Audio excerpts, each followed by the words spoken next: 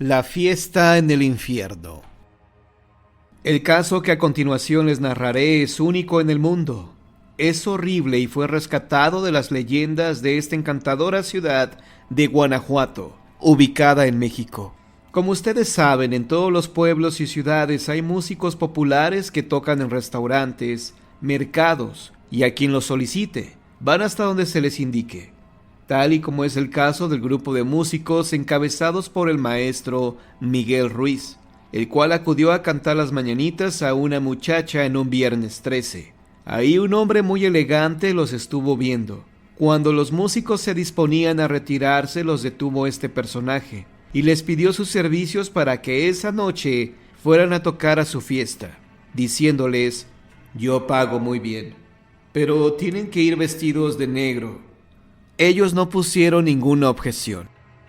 Llegaron a un acuerdo en el que se verían en esa misma esquina a las 11 de la noche. Se fueron a descansar y vestir como se los había pedido el cliente. Como la puntualidad los caracterizaba, llegaron a las 10:30 de la noche. Ya reunidos todos, esperaron, y al oír las campanadas de la hora marcada, vieron en forma extraña cómo ese hombre que los había contratado apareció de improviso entre la penumbra de la noche. Se preguntaron unos a otros, ¿saldría de la pared? Ignorando esto, lo siguieron a pie como él les pidió, y después de una larga caminata llegaron hasta la calle de las Ánimas, a una elegante mansión. Ellos se veían unos a otros, ya que nunca habían visto esa casa. De hecho, no existía. Entraron y todo les parecía de lujo, pero muy fúnebre. Al llegar a la sala, el señor pidió que esperaran, y ante la poca iluminación decidieron sentarse. Unos minutos más tarde salió un sirviente y les indicó que empezaran a tocar un vals, que los invitados irían llegando poco a poco, y así lo hicieron. Sin hablar ni voltear, empezaron a salir varias parejas de una puerta que estaba al fondo. Salían bailando al son de la música de vals. Sin pensarlo, los músicos dedicados a sus notas se olvidaron de lo que pasaba en la sala.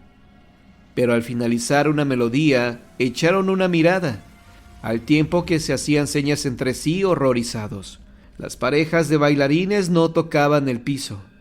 Tenían patas de cabra con pezuñas y sus ojos eran horribles, rojos como si echaran lumbre por ellos. Nuestros músicos se sintieron desfallecer de miedo. Experimentaban un escalofrío que los paralizó y querían escapar. De pronto, una mujer de las parejas se acercó a ellos. Sorprendidos la reconocieron. ¡Hey, miren! ¿Acaso no se trata de Juanita? ¿No es acaso la hermana de uno de nuestros compañeros? ¿Cómo es posible si ella tiene 2 años de haber fallecido? Ella les habló en voz baja. ¿Pero acaso no se han dado cuenta? ¡Salgan inmediatamente! ¡Este es el infierno! Los músicos en ese instante salieron sin decir nada, olvidándose de sus instrumentos. Se dice que días después algunos integrantes del grupo musical se enfermaron como consecuencia de tan horrible experiencia. El caso del joven estudiante de electrónica. Sebastián García arribó a la ciudad de Guadalajara procedente de Morelia, Michoacán, de donde era originario. Hacía poco tiempo y gracias al enorme sacrificio que habían hecho sus padres, logró estudiar la carrera de técnico electricista. Sin embargo, tuvo que optar por irse a la ciudad de Guadalajara, pues al ser una ciudad tan grande, ciertamente tendría mejores perspectivas de vida. Al recorrer los pasillos de la terminal de autobuses, compró el periódico, para buscar en la sección de avisos un sitio donde hospedarse a un precio económico. Abrió las páginas del diario y encontró un anuncio que parecía dirigido a él. Rento cuarto barato, amueblado, ideal para estudiante. Se incluyen las 3 comidas. Acudir a Degollado número 25 Centro. Sebastián de inmediato le preguntó a un policía la forma de trasladarse al domicilio del anuncio, y éste le indicó cuál era el camión urbano adecuado para ir a esa dirección. El joven llevaba muy poco dinero, y lo poco que tenía debía de cuidarlo como un avaro, pues lo primero que tenía que hacer era colocarse en algún taller de electrónica, donde pudiera desarrollar sus habilidades. El camión lo dejó en la esquina, y de inmediato buscó el número 25 de la calle, y se encontró con una casa antigua, la cual tenía dañado el número anterior y sobrepuesto el actual 25. Le dio 3 toquidos a la mano de cobre y enseguida oyó una voz que le preguntaba: ¿Quién es? Sebastián respondió: Buenas tardes, señor. Vengo a ver el cuarto que anuncia en el periódico. Se abrió la puerta y apareció un hombre ya maduro, de alta estatura, por cierto llamado don José Gasca, quien aparentaba una edad de más o menos 70 años. El señor ya vivía de su jubilación como empleado federal. El hombre era de buena apariencia, pese a sus años, pues como se conservaba activo, se encontraba perfectamente bien de salud. Don José era padre de 2 hijos, el mayor de nombre José como él, y quien ya había terminado la carrera de medicina hacía poco tiempo, en la Universidad Autónoma de Guadalajara, y estaba empleado como médico residente en una clínica particular. La hija se llamaba Lucía, y llevaba ese nombre en honor de su madre, doña Lucía. La muchacha estaba por terminar la carrera de computación en una academia particular cerca de su casa. Vivía en el hogar también la esposa de don José y madre de ambos hijos, doña Lucía, quien al contrario de su esposo ya empezaba a manifestar signos de deterioro físico, principalmente en sus piernas, las que ya le ocasionaban mucha molestia. Sebastián le dijo a don José: Permítame presentarme. Señor, mi nombre es Sebastián García, y vengo de la ciudad de Morelia, Michoacán, donde nací y vivo con mis amados padres, quienes con mucho sacrificio me pudieron dar la oportunidad de estudiar la carrera de electrónica, y vengo a la ciudad de Guadalajara a buscar empleo con la idea de poner más adelante mi propio taller. Leí su anuncio en el periódico y me interesó, pues son pocos los ahorros que tengo y necesito, desde luego, encontrar alojamiento para también dedicarme a buscar un buen empleo que me permita salir adelante. Si usted no tiene inconveniente, me gustaría ver la habitación y saber además el costo que para mí tendría, para ver si me es posible pagar el precio de la renta. Sin duda debió caerle bien a primera vista el joven Sebastián a don José, quien de inmediato lo pasó al interior de la casa. Se introdujeron por un pasillo adornado en ambos lados con muchas macetas con diversas flores, lo que daba una agradable sensación de frescura. Ya adentro de la vivienda vio el joven una sala arreglada con muebles antiguos, pero perfectamente bien conservados. Subieron por una escalera de madera al segundo piso donde había 3 habitaciones, y enseguida abordaron otra escalera que conducía a la parte de arriba de la construcción, donde se encontraba una pieza bastante grande, independiente, con su propio baño y sus muebles, que al igual que el resto de la casa eran viejos, pero en buen estado. Al ver la recámara, el joven Sebastián preguntó a don José el costo que tendría el hospedaje con los 3 alimentos. A don José le simpatizó el muchacho y rápidamente se pusieron de acuerdo en el precio, además de ofrecerle los 3 alimentos como se anunciaba en el diario, los que desde luego eran los mismos que hacía la familia. Don José únicamente le hizo el comentario al joven de que su casa era, pues, casa de familia, pues él ahí vivía con su esposa y sus 2 hijos, y que iba a ser importante que él tuviera un comportamiento correcto dada estas circunstancias, y que por lo tanto era necesario que respetara las normas y valores del hogar, y el joven Sebastián, quien venía de una familia también con valores, lo comprendió y lo aceptó inmediatamente. Pasó el tiempo como pasan las nubes por el ancho cielo, y Sebastián ya se encontraba colocado en un buen trabajo. Cada vez era más aceptado por la familia Gasca, pues la vida del muchacho prácticamente era de la casa al taller y viceversa, y jamás dio algún motivo para que se le llamara la atención. Por el contrario, Sebastián se deshacía en atenciones hacia la familia, y en especial hacia Lucía, pues los dos al poco tiempo de conocerse se habían ido enamorando, aunque formalmente no había ningún compromiso al respecto, pero la forma en que se miraban hacía presuponer que ambos se atraían. Sebastián no deseaba de alguna manera hacer algún compromiso por el enorme respeto que le infundía el matrimonio Gasca, y no quería dar motivos para ningún malentendido. Un buen día le llegó a Sebastián un telegrama urgente procedente de la ciudad de Morelia, Michoacán, en el que se le pedía que se presentara con sus padres urgentemente, pues su mamá se encontraba un poco delicada de salud, y al parecer la tenían que intervenir quirúrgicamente. Sin demora partió el joven hacia su ciudad natal, pidiendo desde luego el permiso respectivo en su trabajo, diciéndoles que a más tardar en 3 días estaría de vuelta. Ya en Morelia, Sebastián comprobó que su mamá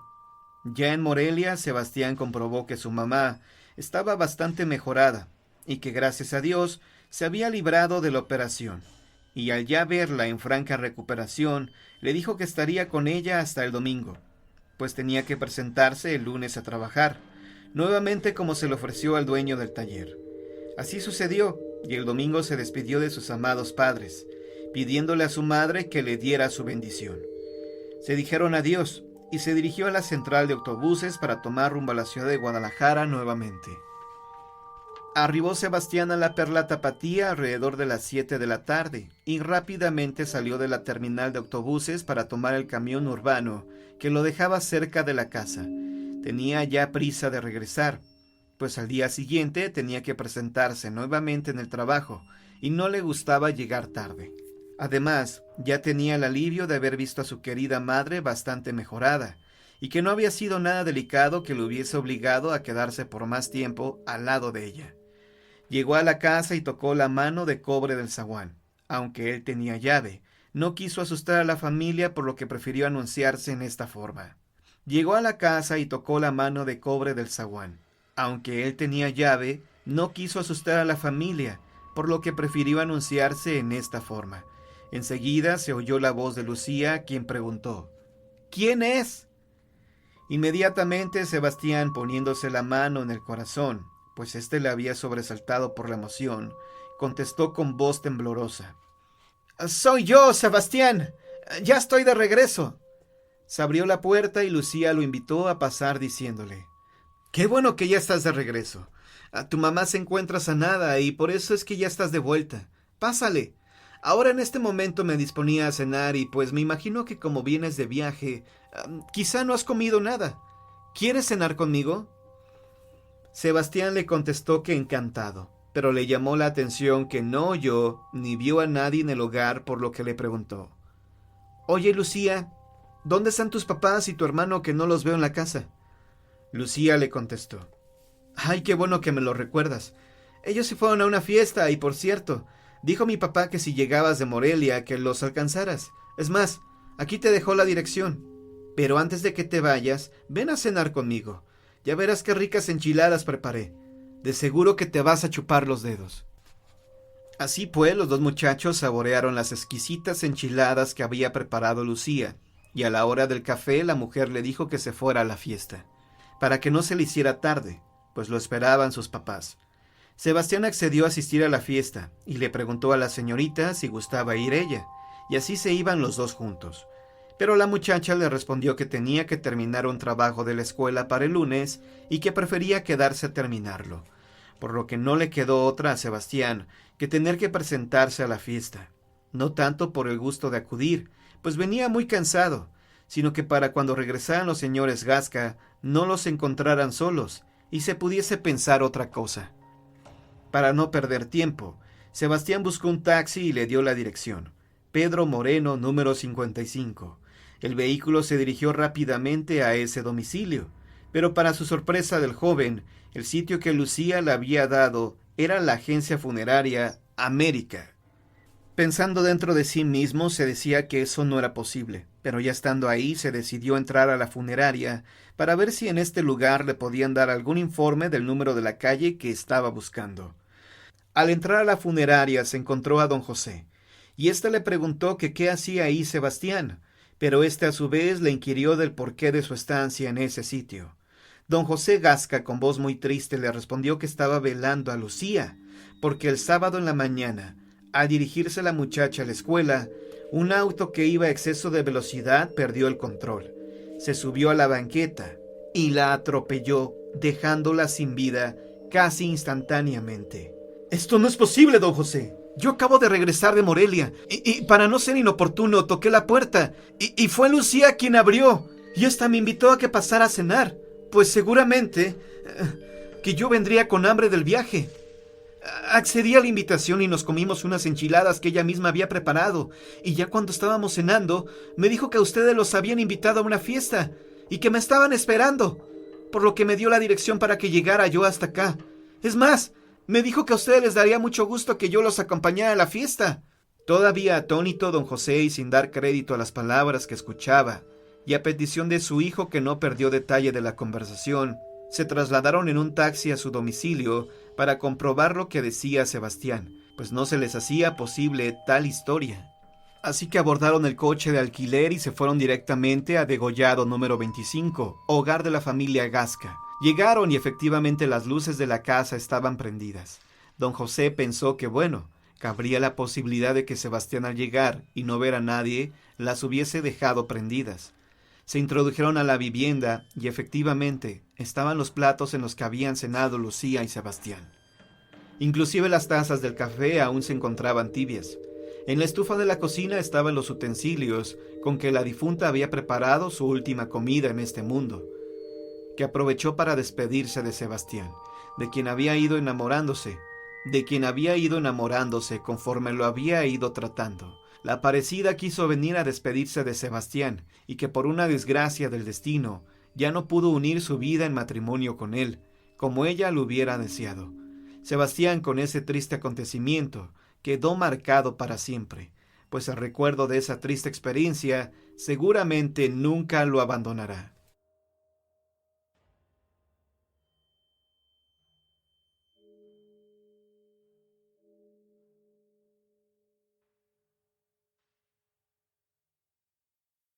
Horror en el monasterio. Hace ya cerca de un par de años fui a San Antonio, Texas, a visitar a unos tíos, hermanos de mi madre. Durante una fiesta familiar y para gozo mío, conocí a una chica, estudiante como yo. Estuvimos juntos casi todo el tiempo, y cuando ya se iba, me invitó a cenar a su casa el viernes por la noche. Nuestra relación, aunque breve y efímera, nos deleitaba a ambos. Llegué puntual y emocionado por volver a verla, aunque con cierta tristeza porque tendríamos que despedirnos. Entendí con claridad que la felicidad puede ser brevísima, pero que siempre vale la pena experimentarla en carne propia. Después de la cena, nos fuimos a la sala de su casa, y entre diversos temas que platicábamos, me preguntó si yo creía en la brujería y en cierto tipo de fantasmas, esos que vagan incansablemente por las iglesias y monasterios abandonados. No supe qué contestarle en ese momento, pero me platicó de inmediato de un acontecimiento que le había sucedido a su prima, en unas vacaciones que realizó a un pueblo de México. Y esta es la historia. Eran pasadas las 7:30 de la noche de un 1 de abril de 1983. Cuando Carol Clark y su novio Jim, ambos de 25 años de edad, paseaban dentro de un monasterio abandonado, en las cercanías de la famosa y enigmática ciudad de Real de 14, en el estado de San Luis Potosí. Ya estaba oscureciendo y los pocos visitantes comenzaban a retirarse, tomando una foto tras otra y admirando la espectacular arquitectura del lugar. La pareja se fue adentrando cada vez más, sin percatarse de que ya no había nadie a su alrededor. De hecho, lo último que vieron fue a un par de ancianas que se persignaban en una de las piletas donde algún día hubo agua bendita. Carol estaba agachada, leyendo el texto de una escultura, cuando Jim se le acercó por la espalda y le dijo calmadamente para no asustarla que ya no había nadie en el monasterio, que estaban solos y que lo mejor sería irse lo más pronto posible del lugar. De inmediato ambos caminaron rápida y nerviosamente hacia la salida, y cuando vieron que la enorme puerta estaba ya cerrada, corrieron desesperados y gritando que no cerraran, que aún estaban ellos ahí adentro. Era tanta la velocidad que llevaban que se estrellaron fuertemente en el pesado portón de madera de más de 3 toneladas de peso y casi 6 metros de altura. Golpeaban y pateaban el portón con todas sus fuerzas y gritaban que por favor les abrieran, que los dejaran salir, pero solo se escuchaba el eco de sus voces en los enormes pasillos del monasterio, hasta que estos se perdían en un inevitable e inquietante silencio. Dándose cuenta de que todos sus esfuerzos eran del todo inútiles, se desplomaron en el piso, agotados, y con las manos sangrando y llorando de la desesperación. No había remedio aparente. Estaban atrapados en el monasterio. Como ya casi era de noche, empezó a hacer frío y su vestimenta era la común de los turistas. Una playera, shorts y tenis, por lo que Carol y Jim se abrazaron para darse calor, y más que otra cosa, para reconfortarse y consolarse por la terrible situación en la que se encontraban. Sin ellos desearlo ni sospecharlo en lo absoluto. En medio de constantes sollozos, ambos hacían trabajar frenéticamente sus cerebros, tratando de encontrar una manera para salir de ahí, pero sin cuerdas y sin ninguna herramienta que pudiera ayudarlos a escalar los enormes muros de la antiquísima construcción. Finalmente, llenos de decepción y miedo, se dieron por vencidos. No había nada que hacer hasta el día siguiente. Después de casi una hora de estar en completo silencio, Jim sugirió que hicieran algo, que caminaran alrededor del recinto para ver la posibilidad de que hubiera otra puerta por donde salir, o un pasillo que los condujera al lugar donde vivía el vigilante del monasterio. Y tal vez, en el peor de los casos, poder encontrar algún lugar donde pasar la noche, sin congelarse por el inclemente frío que ya se manifestaba pleno e indiferente. Decididos, se incorporaron, y con las piernas entumecidas, comenzaron a caminar con extrema lentitud por los pasillos oscuros y húmedos, lanzando un grito de vez en cuando por si alguien pudiera escucharlos. Una soledad absoluta se percibía en el aire mientras caminaban como en cámara lenta. La noche ya había caído plena y la oscuridad era muy densa. De hecho, más que en otras ocasiones. La única luz que iluminaba el enorme recinto era la que la luna producía y que penetraba a través de las ventilas que se encontraban en la parte más alta de la construcción. También algunas veladoras que habían encendido los visitantes, venerando a imágenes y estatuillas de santos, que aún se encontraban en las paredes laterales del monasterio. Aparte de esto, reinaba la oscuridad en todo el inmueble. Con un inmenso horror que les corría por sus cuerpos juveniles, veían cómo las imágenes los seguían con la mirada, como si estuvieran pendientes de sus movimientos, y en más de una ocasión pegaron un tremendo grito al ver cómo una de las estatuas giraba la cabeza, y por tener una cabellera de pelo humano natural, la hacía verse de lo más espeluznante. Se abrazaron y se dijeron que no era posible, que tal vez sus alterados nervios los estaban traicionando, o que la luz de las velas los estaba sugestionando demasiado. Pero ahora, más nerviosos e inseguros que antes, no tuvieron otro remedio que continuar caminando en busca de una salida. De pronto llegaron a un pasadizo donde estaban las antiguas celdas de los monjes que habían vivido en el monasterio, y Jim, con su encendedor, descubrió que una celda estaba abierta. Pensó que tal vez ahí estarían más protegidos del frío, que a esas horas era ya demasiado intenso. Con manifiesto asco descubrieron que el lugar estaba infestado por ratas y cucarachas, pero no había mucho de dónde escoger. Jim, alumbrando como podía con su encendedor, le señaló a Carol una esquina donde podrían pasar la noche más o menos protegidos del frío. Se abrazaron y un poco después estaban profundamente dormidos. Como a las 2:30 de la mañana, Jim se despertó por unos ruidos extraños que se escuchaban desde lejos. Tapándole la boca para que no hiciera ruido, despertó a Carol, quien se incorporó de un brinco. Asustada, de inmediato le preguntó a Jim qué era lo que pasaba, pero con un ademán él le dijo que se callara, que no hiciera ningún ruido. Horrorizada, Carol se decidió a asomarse, pero su mente no alcanzaba a comprender lo que vio. Un puñado de monjes encapuchados caminaban por los pasillos, en la más completa oscuridad y en perfecta formación, cantando lóbregas letanías en latín. Su vestimenta era una túnica larga y negra que les llegaba hasta los pies, amarrada a la cintura por un grueso cordón. Además de los estremecedores cánticos, se escuchaba otro ruido confuso. Cuando la pareja lo identificó, se dio cuenta de que los monjes traían también unas cadenas sujetas a los tobillos, y que en vez de pisadas, lo que se escuchaba era el metal de las cadenas arrastrándose por el piso del sombrío pasadizo. Caminaban maquinalmente con la cabeza inclinada hacia abajo, y pese a que la luz de los cirios apenas alcanzaba a iluminarlos débilmente, solo se alcanzaba a distinguir un pequeño hoyo negro en el cual se suponía estaban las caras de los religiosos. La visión era dantesca, imponente. Cuando más se acercaron a la pareja, con la flama de las velas, Jim y Carol alcanzaron a distinguir las huesudas manos de uno de los monjes, y en la parte interna de la muñeca lograron ver un tatuaje con una estrella de 5 picos, pero invertida. Se sabe que este símbolo era usado en las sesiones de satanismo y brujería durante la terrible y devastadora época de la Inquisición, ya varios siglos atrás. A cuestas, los encapuchados de adelante llevaban a una mujer de piel muy blanca y cabello negro y lacio, quien se retorcía lenta y lastimosamente, sin hacer ningún ruido ni lanzar gemido alguno, como si ella estuviera bajo los influjos de algún brebaje o elixir. La pareja miraba como hipnotizada y casi sin respirar al lúgubre cortejo, cuando de repente la mujer abrió los ojos, levantó la cabeza y volteó directamente a la celda donde se encontraba el par de intrusos.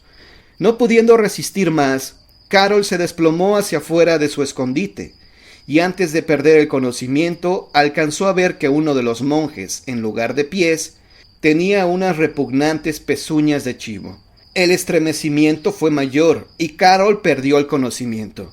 Cuando por fin se despertó Carol, eran pasadas las 6 de la mañana, y ya empezaba a amanecer. Aún confusa, asustada y cansada, volteó a buscar a su novio, pero no lo encontró por ningún lado.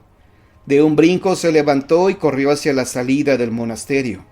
Acababan de abrir las puertas para recibir a los visitantes diarios que tenía el monasterio. Terriblemente agitada, llegó a la salida esperando encontrar a Jim, pero lo único que vio fue a un pordiosero sentado en el quicio de la entrada, pidiendo limosna. También había por ahí una niñita vendiendo chicles y a un par de monjas junto a un puesto, acomodando botellas de rompope y bolsitas de galletas. De pronto sintió que la agarraban del brazo y pegando un brinco, volteó hacia atrás. Era el vigilante del monasterio que le preguntaba cómo había entrado, pues acababan de abrir y no había forma de entrar sin que él se enterara. Carol trataba de explicarle que ella y su novio se habían quedado encerrados toda la noche, cuando sintió como si alguien le jalara el short y le ofrecía algo. Era la niña que vendía chicles. Al voltear a verla no pudo creer lo que veía. La niña mostraba una estrella de 5 picos tatuada en su muñeca. Aturdida por la impactante impresión, volteó muy lentamente, como si fuera en cámara lenta, a ver al pordiosero y a las monjas, quienes calladas la veían fijamente y sin ninguna expresión. Por último, observó al encargado del monasterio que aún la sostenía del brazo. Todos tenían el mismo tatuaje y en el mismo lugar. Carol se estremeció por dentro, desesperada e impotente. Instintivamente golpeó al guardia y en lugar de huir se echó a correr hacia adentro del monasterio. Cegada por pasar violentamente de la luz a la oscuridad, de repente sintió que se impactaba contra alguien y pegando un grito, comenzó a golpearlo. Entonces sintió que le agarraban las manos y por fin abrió los ojos. Era Jim que le decía que se calmara, que todo estaba bien, que todo había sido una horrible pesadilla. Cuando finalmente pudo controlarla, Jim le comentó que había conocido a un guía de turistas extraordinario y que a ella, que tanto le gustaban las leyendas y las construcciones antiguas, de seguro le encantaría conocerlo. Pero ella, llorando sin parar, le decía que no, que lo único que deseaba frenéticamente era largarse de ese maldito lugar. Todavía temblando, Carol abrazó a Jim como pudo. Sintiéndose un poco más tranquila y segura, ambos se dirigieron hacia un pequeño recinto que servía de oficina, justo al fondo del pasillo. La puerta estaba abierta y se sentaron en un viejo sillón para esperar al famoso guía, con la esperanza de que él les explicara lo que les había acontecido la noche anterior.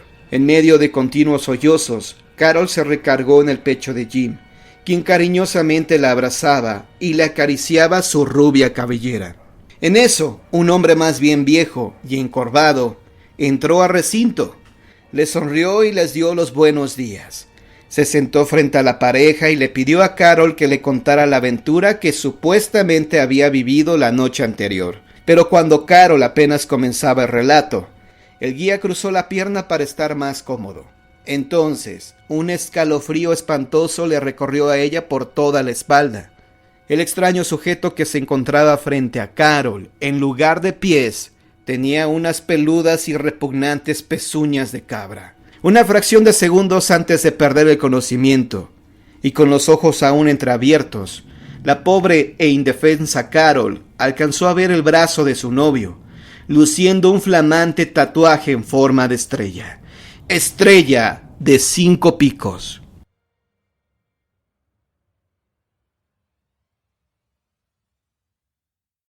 Hace ya muchos años existió en un pueblo la leyenda de una mujer que después de confesar sus crímenes ante los oficiales de la Santa Inquisición, antes de fallecer calcinada en la hoguera, gritó una maldición a los oficiantes.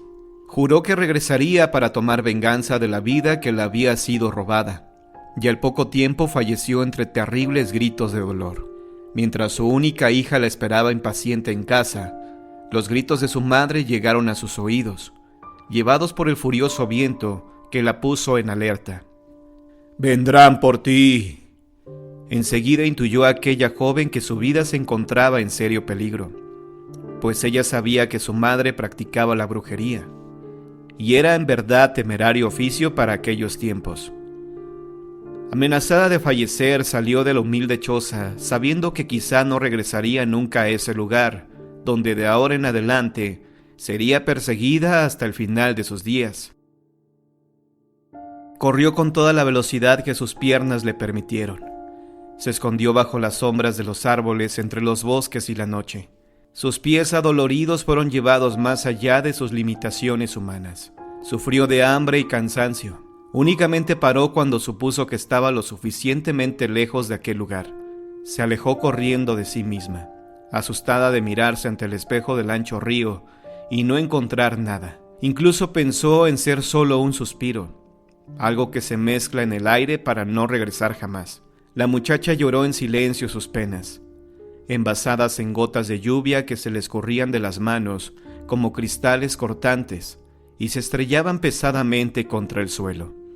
Mirando cansada su propia existencia, vaciló por un instante y sonrió. Aún así sonrió un poco, solo un pequeño gesto doliente.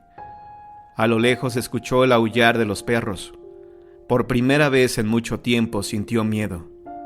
Se encontró con la soledad más devastadora y se atemorizó en el más doloroso de los tormentos, desde lo más oscuro de la noche. Durmió profundamente cuando se cansó de llorar. Al despertar, un impulso la hizo saltar hacia la parte más recóndita de aquel río, para no salir más que flotando enredada entre hierbas gigantes a la luz del día. El señor Rodrigo Galindo tenía un trabajo desagradable, un trabajo que su padre le había legado, una funeraria, el trabajo de la muerte, o más bien, el trabajo de lidiar con lo que el deceso de una persona deja a su paso. Estaba cansado después de un día agotador y prefería irse a la cama y dormir un poco. Sus aposentos estaban en el piso superior de la casa funeraria. En el sótano estaba la sala mortuoria, donde los cuerpos eran recibidos y preparados para el velorio. Esta noche tenía que lidiar solo con uno de ellos. Se trataba de uno de esos casos que, de haber tenido algo de compasión, le hubiera producido al menos un poco de tristeza. Una muchacha de apenas 25 años de edad se había ahogado. La habían encontrado sin vida esa misma mañana. El cuerpo estaba en buen estado y no había mucho que hacer. Ningún familiar la había reclamado, y en el pueblo nadie había dado aviso de su pérdida. Quizá fuera una extranjera o una visitante. Así que la iglesia del pueblo había corrido con los gastos del entierro de aquella solitaria muchacha. No había más que drenarle la sangre del cuerpo y maquillarlo un poco para hacerlo presentable. Quizá hacerle una sonrisa tenue. Algo quisiera pensar que dormía y no que estaba sin vida. Preparó los materiales e introdujo los tubos para drenar la sangre. Ya que todo el vital líquido había salido, fue por un poco de fluido para embalsamar. algo que mantuviera un poco más el cuerpo. Era muy meticuloso con lo que hacía siempre. Maquilló el cuerpo y le colocó el vestido que la caridad de alguna persona había regalado. Luego se dispuso a realizar el último paso, colocar el cuerpo en el ataúd. Fue entonces cuando se dio cuenta de algo. El ataúd que habían regalado era más pequeño que la muchacha. Solo quedaba una solución, y aunque era desagradable, no era más que eso, una forma de solucionar las cosas. Fue hasta uno de los gabinetes y tomó una sierra. Calculó, esta vez sí con precisión, las medidas, y puso la sierra en los tobillos de la muchacha. No era la primera vez que hacía algo así, pero nunca le terminaba de agradar ese maldito ruido del hueso, cortándose como la rama de un árbol seco. Terminado el trabajo, colocó a la muchacha en el ataúd, dejando sus pies en el fondo, como un par de juguetes olvidados. Solo la mitad de la tapa estaría abierta, así que nadie notaría lo que pasaba más abajo. Finalizado el asunto, llevó el ataúd hasta la sala de velatorios. Las plañideras, esas ancianas que la gente contrata para que lloren en los velorios, tendrían que estar por llegar. Llevado más por la costumbre que por la compasión, colocó unos claveles en los floreros de al lado del féretro. Estaba terminando de colocarlos cuando escuchó el ruido. Al principio pensó que era algo de la calle, alguien que había pasado corriendo, pero luego se dio cuenta de que el ruido venía de adentro, de la propia funeraria. «Ana, ¿eres tú?», preguntó el señor Galindo pensando en su esposa. Quizá las plañideras habían entrado ya. La mayoría de las veces dejaban la puerta abierta, y ellas se movían por aquel lugar como si fuera su casa, pero nadie le respondió. El señor García se quedó algunos momentos inmóvil. Quiso creer que solo había sido su imaginación. Pero el ruido volvió. Definitivamente eran pasos por la casa. ¿Habría entrado algún ladrón? «Si hay alguien ahí, le aviso que estoy armado», mintió, pero tampoco hubo respuesta. Los pasos se dirigían hacia el piso superior. Sintió que todo su cuerpo se estremecía. Algo le decía que no se trataba de un ladrón. Los pasos se detuvieron justo al llegar al primer piso, donde él vivía.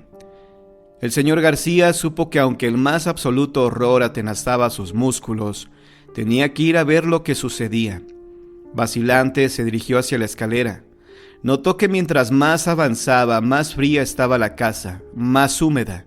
Y aquel olor no era el olor de las flores, era una mezcla de agua de río, de plantas, de rocas.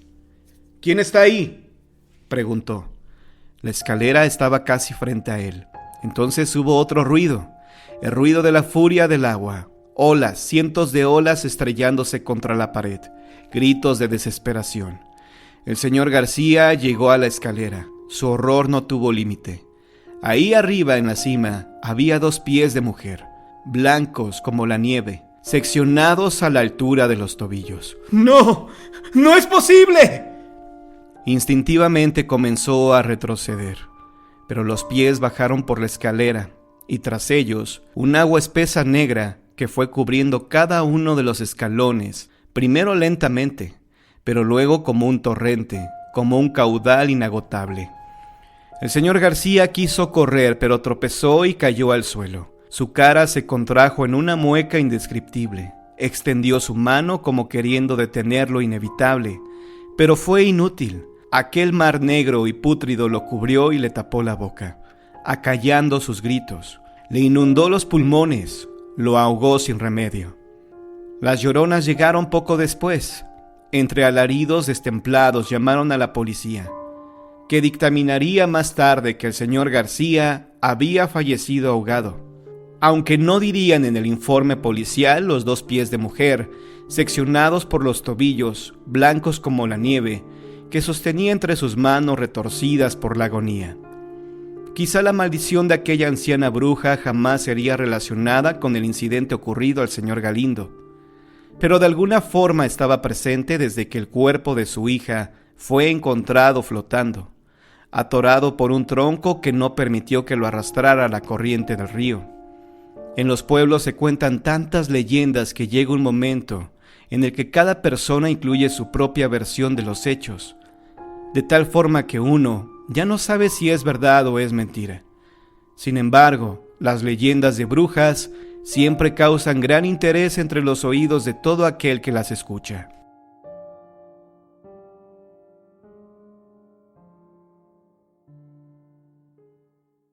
La subida del difunto. En innumerables ocasiones hemos escuchado acerca de la experiencia de que se sube el difunto. Básicamente son mujeres a las que la han pasado y cuentan que ningún miedo es comparable con este. Quienes las horroriza de este modo son entidades masculinas llamadas incubus e incubu. Es una palabra de origen latino que significa me acuesto sobre ti. Así tenemos que los demonios o fallecidos varones suelen aprovechar el estado indefenso en el que se encuentran algunas mujeres cuando están a punto de dormirse, para subirse en ellas e inmovilizarlas. Por supuesto, lo que buscan es aprovecharse de la víctima. Esto nos queda del todo claro y comprobado con la experiencia de Linda Noroña, quien vivía en Iztapalapa. En una ocasión decidió irse a dormir al cuarto de la azotea, que se usaba para las visitas, debido a que debía levantarse muy temprano para ir al trabajo. Pero sus hermanos pequeños no dejaban de hacer ruido. Linda puso el seguro y se acostó de inmediato en la vieja cama de latón que había ahí. Empezaba a sentir los párpados muy pesados cuando percibió que un borde del colchón se hundía inusualmente. Inmediatamente el horror heló sus venas, pues estaba segura de que ningún otro mortal estaba con ella en ese cuarto. Pero no tuvo tiempo de gritar, pues rápidamente fue sintiendo que un gran peso aplastaba sus tobillos, luego sus muslos y finalmente sus pulmones. Se sintió impotente de hacer cualquier movimiento o de haber pedido ayuda. Aquel ser o lo que fuera la había inmovilizado del todo.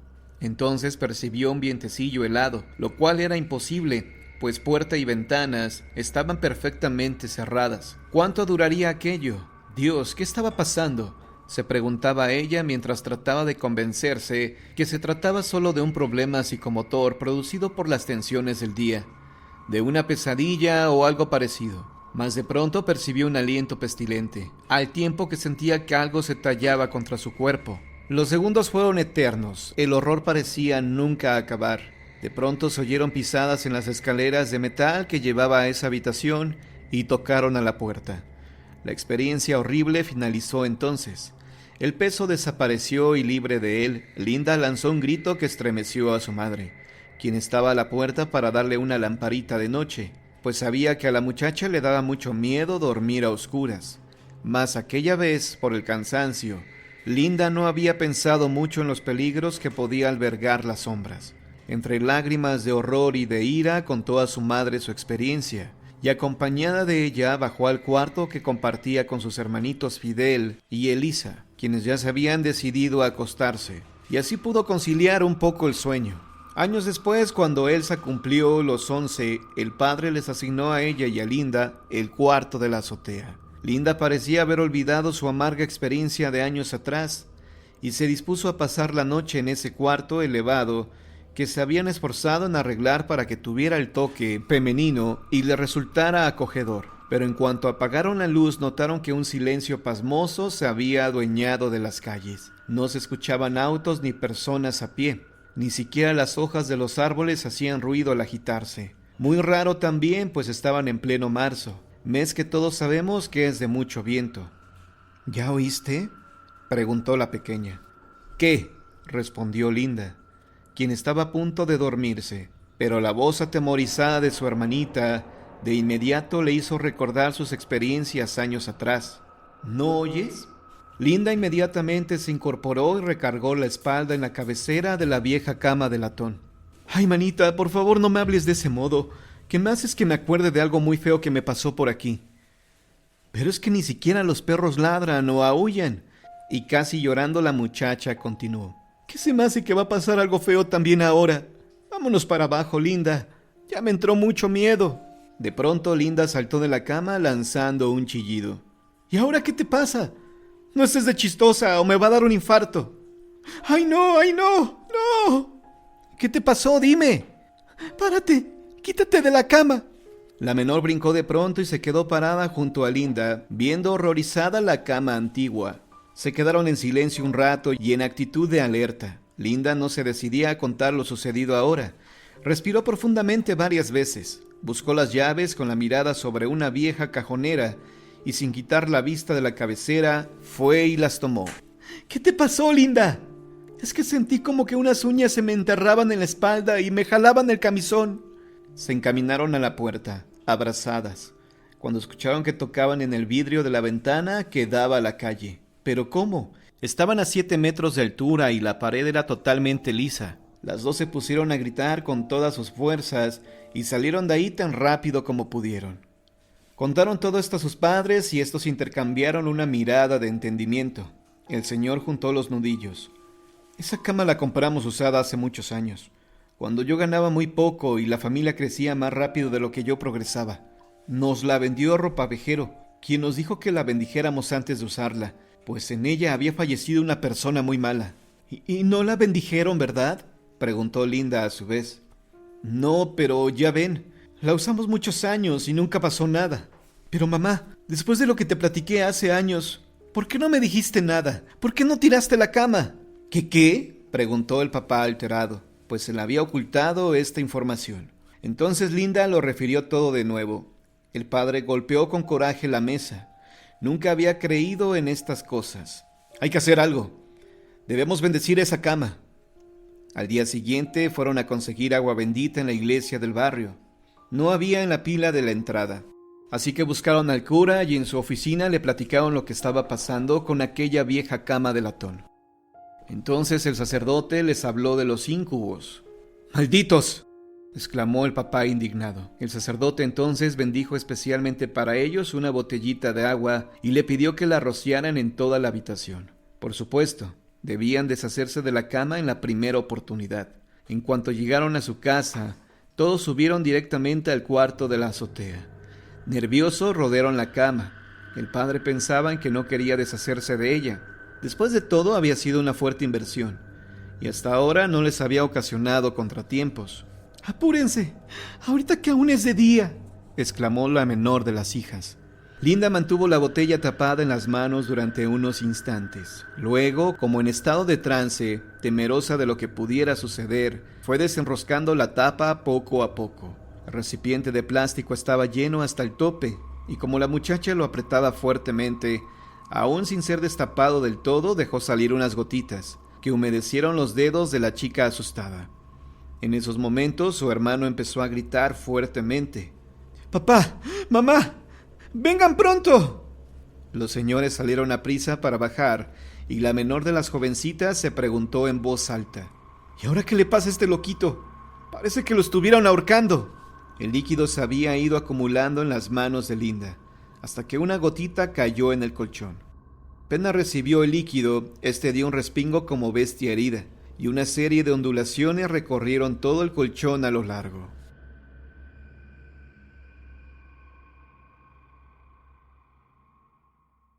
Presencias del más allá. La familia Sánchez llegó a su nueva casa, en una ciudad del estado de Sonora. La habían conseguido por un buen precio, y habían invertido el resto de sus ahorros en acondicionarla, puesto que llevaba varios años deshabitada. No era una casa lujosa, pero con sus 3 recámaras era suficiente para el matrimonio y sus 2 hijas, Carla, de 15 años, y Maura, de 7. Estacionaron el auto ante la pequeña verja. El jardincito de entrada tenía un pasto recién sembrado, y la casa parecía estar esperándoles. Emocionados como estaban, se apresuraron a entrar. Solo Carla creyó notar en una de las ventanas superiores una figura detrás de la cortina de gasa, que se retiró rápidamente. La adolescente no dijo nada, ya bastante tenía con que su familia pensara que era demasiado imaginativa, para todavía dejar que creyeran que ella tenía alucinaciones. La pequeña Maura cruzó corriendo la casa y salió al jardín trasero por la puerta de la cocina. Ahí había unos viejos columpios que su padre había arreglado para que ella pudiera mecerse. La niña se detuvo en seco. Los 3 columpios se balanceaban y no había viento que los moviera. Como era una niña valiente, se adelantó y detuvo uno de ellos. Se sentó. pero sus pies apenas tocaban el suelo. Imposible impulsarse. Entonces sintió unas manos que la empujaban suavemente. Volteó y vio a un anciano que parado detrás de ella le sonreía. «¿Quién eres?», preguntó la niña. «El señor Montiel», contestó el hombre. «¿Y tú?». «Yo soy Maura. ¿Vives por aquí?». «Sí», dijo él. «¿Quieres que te empuje?». La niña asintió, y pronto se balanceaba alegremente impulsada por el anciano. Media hora después su madre salió a llamarla. «¡Maura! ¡Ven! Tienes que ordenar tu cuarto». «¡Ay, mamá, un ratito más!». «En eso quedamos, hija». La niña se bajó del columpio y se volteó para darle las gracias al amable señor Montiel, pero no había nadie detrás de ella. «¿Dónde está?», se preguntaba ella. «¿Quién, mi vida?», preguntó su madre. «El señor Montiel, un viejito que me estaba empujando el columpio». «Aquí no hay nadie, Maura». «Pero estaba aquí». Impaciente, la señora Sánchez pensó que su hijita estaba volviendo con esas cosas de los amigos imaginarios. Dios solo sabía por qué le había dado esas dos niñas tan soñadoras. No se atrevía a llamarlas mentirosas. Era su madre después de todo. En el piso superior, Carla ponía en orden sus cosas. Miró el antiguo espejo de pie que había quedado de los habitantes anteriores y sonrió. Le gustaba tener un espejo de cuerpo entero. Era casi lo único que le gustaba de esa casa. Después de asegurarse de que Maura estuviera guardando sus juguetes y acomodando su ropa, la señora Sánchez entró en el cuarto de su hija mayor y se paró a un lado del espejo. «¿Ya terminaste?», preguntó. Carla la miró y sintió un escalofrío. Reflejada en el espejo pudo ver claramente a una figura que tenía la cara cubierta con una capucha, parada, detrás de su madre, pero solo era una imagen. No había nadie más que ellas ahí. «¿Qué tienes? ¡Estás pálida!», exclamó la madre preocupada. «Nada, mamá. Estoy bien, de veras», contestó la adolescente. Durante la cena, la pequeña Maura contó a su padre el episodio en el jardín. «Era muy amable, papá. Me dijo que se llamaba el señor Montiel. Traía puesto un chaleco café, como los que usaba mi abuelito». El señor Sánchez cruzó con su esposa una mirada de resignación. Él tampoco entendía de dónde había salido sus hijas tan imaginativas. «Sigue comiendo, Maura», recomendó su madre. «¿Y qué más pasó con el señor Montiel?», preguntó Carla, súbitamente interesada. «¿Cómo era?». «Flaco, con el pelo blanco», contestó Maura. El señor Sánchez hizo un esfuerzo por desviar la conversación. «Mañana voy a explorar el sótano», anunció. «¿Alguien quiere ayudarme?». «¡Yo!», exclamó Maura feliz. «¿Tú crees que encontremos algún tesoro, papá?». «No sé lo que encontraremos», respondió este. «Son trebejos de la familia que vivía aquí». «¿Quiénes eran, papá?», preguntó Carla. «No lo sabemos, hija.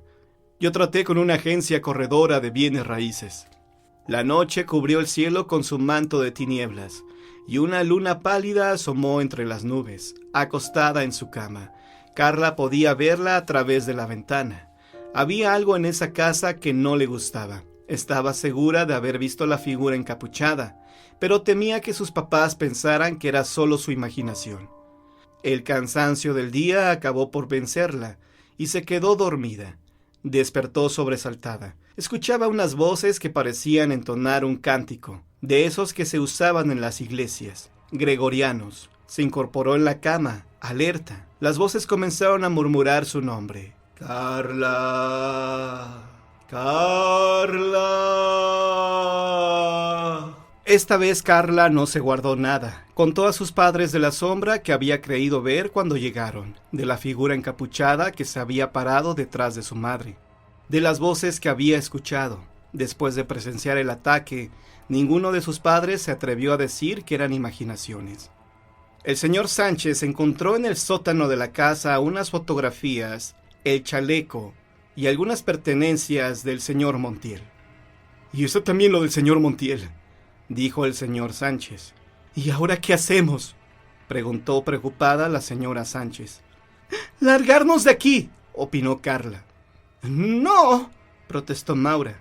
«A mí me gusta el jardín, y además el señor Montiel es muy amable». «Antonio», dijo la señora dirigiéndose a su marido, Tenemos que averiguar quiénes eran los dueños de esta casa y qué fue lo que pasó aquí. Pero antes debemos llamar a un sacerdote. Ese mismo día, un sacerdote bendijo la casa, y las cosas se calmaron durante algunas semanas. Mientras tanto, Carla se dedicó a navegar por internet. Una tarde encontró lo que buscaba. ¡Oh, Dios mío! La casa perteneció efectivamente a unos señores Montiel, dijo a su familia esa noche. Tenían un hijo de nombre Ramón, pero algo pasó y la casa fue puesta a la venta. Nadie quiso comprarla y así transcurrieron varios años, hasta que llegamos nosotros. Yo he estado averiguando en la agencia corredora de bienes raíces, añadió a su vez el señor Sánchez. Quedaron de ponerme en contacto con la persona que les encargó que vendieran la casa. Al día siguiente la señora Sánchez estaba en el jardín. No comprendía por qué, a pesar de todos sus afanes, todas las flores que sembraba ahí se marchitaban.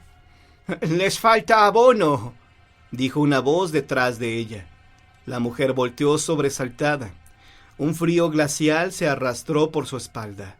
Ahí, ante ella, estaba un anciano delgado, vestido con un chaleco café. La señora Sánchez no se esperó a ver qué más le decía a esa aparición. Echó a correr hacia la casa. Cuando se asomó por la ventana de la cocina, Montiel ya no estaba ahí. Esa noche las voces volvieron, pero esta vez Carla llamó a sus papás. El matrimonio Sánchez sintió que la piel se les erizaba. Eran cánticos religiosos, pero que más bien parecían diabólicos, y murmullos. Mencionaban el nombre de Carla. Sin ponerse de acuerdo, miraron hacia el espejo. Ahí apareció una figura con la cara cubierta. La capucha cayó, y los tres reconocieron a Ramón, el hijo de los Montiel. De entre su ropa sacó un hacha. Estaba llena de sangre. La familia se trasladó a un hotel cercano. Al día siguiente, alguien los fue a buscar. Una mujer que dijo llamarse Ariadna Montiel. Era la propietaria original de la casa. «Soy hija de Ramón», reveló cuando todos se hubieron reunido en la cafetería del hotel. Todos menos la pequeña Maura, que había sido enviada con sus tíos a Guadalajara. «¿Por qué?», comenzó Carla. «Espera», interrumpió Ariadna, haciendo un gesto con la mano. «Estoy aquí para contarles la historia, y también para pedirles perdón». La dejaron hablar, y lo que les contó aquella mujer parecía sacado de una novela de horror, no de la vida real. «Mi padre siempre fue un chico raro. No se llevaba con los muchachos de su edad. Era muy solitario. Mis abuelos lo trataban con cariño, pero reconocían que a veces su hijo tenía comportamientos agresivos. Mis padres no se casaron. Tal parece que fue un asunto de una sola vez. Ramón nunca quiso reconocerme, pero mi abuelo, el señor Montiel, hizo lo que le pareció justo y me dio su nombre y su apellido. También le dio a mi madre una pequeña pensión. Ella y yo nos fuimos de Sonora. Ramón nunca perdonó a su padre que me incluyera en la familia. En su mente ya algo perturbada lo consideró una traición. Cuando nosotras nos fuimos se volvió más agresivo. Estaba enfermo, muy enfermo mentalmente. Un día después de una discusión se procuró un hacha. Entró a la casa y en un rapto de locura le quitó la vida sádicamente a sus padres, que no pudieron defenderse ante ese gigante enfurecido. La casa quedó convertida en una carnicería. Había sangre por todas partes. Cuando se dio cuenta de lo que había hecho, Ramón se quitó la vida. El asunto fue silenciado y yo heredé esa casa. Para entonces mi madre había fallecido también. Puse la casa a la venta, pero la gente decía que aquí asustaban, que los fantasmas de mi abuelo y de mi padre se aparecían. Por eso permaneció deshabitada. Las personas no quieren ligarse con lugares donde hayan ocurrido hechos violentos. Hasta que llegaron ustedes, que venían de fuera y no podían saber nada. Yo pensé que lo de los fantasmas eran habladurías. Jamás me imaginé que eso fuera real. Y mucho menos que el espectro de Ramón, cargado de odio, pudiera ser tan agresivo. Créanme que lo siento. Si desean devolver la casa, no puedo negarme. Esto ocurrió hace 2 años. Hoy ya no existe la casa donde tuvieron lugar estos desdichados acontecimientos. En su lugar hay una clínica de salud del gobierno. Pero las presencias del más allá que alguna vez la habitaron siguen ahí. Cuando menos una. Hay médicos, enfermeras y pacientes que juran que algunas noches se puede ver una figura encapuchada recorrer lentamente los pasillos, y algunos creen haber visto asomar entre sus ropas oscuras un hacha ensangrentada.